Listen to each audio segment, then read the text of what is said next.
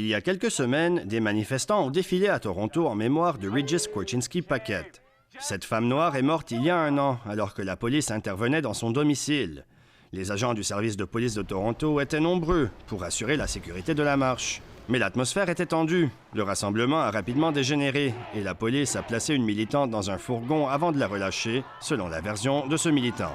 One lady was rushed by about 8 police officers and bikes thrown down, and the aggression was out of this world. It was exactly what we don't want.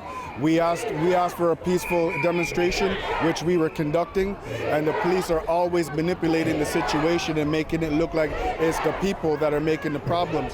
It's the very same activists, organizers, people on the ground who want to defund the police. L'activiste Anna Lippman du groupe Standing Up for Racial Justice affirme que c'est parce que la police de Toronto confronte systématiquement ces militants qui réclament une réduction de leur financement depuis 1 an. I would argue they're all policed the same. De son côté, le président du syndicat des policiers de Toronto affirme sans équivoque que chaque manifestation est surveillée de la même manière. Un avis partagé par le service de police ainsi que par le maire de Toronto. You know, as far as whether they agree or disagree with a particular incident or idea, they leave that at home. They come to work, do their job professionally every day.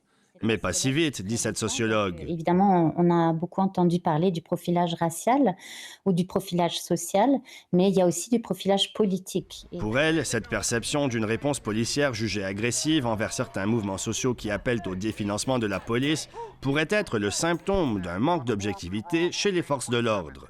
Enfin, c'est rationnel de se questionner sur l'objectivité de la police à surveiller une manifestation contre des gens qui sont contre eux. Donc c'est un peu un conflit d'intérêts.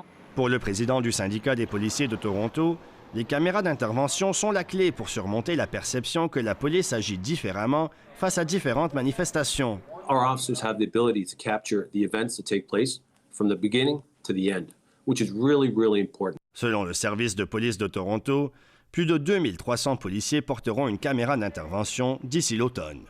Ici Nicolas Haddad, Radio-Canada, Toronto.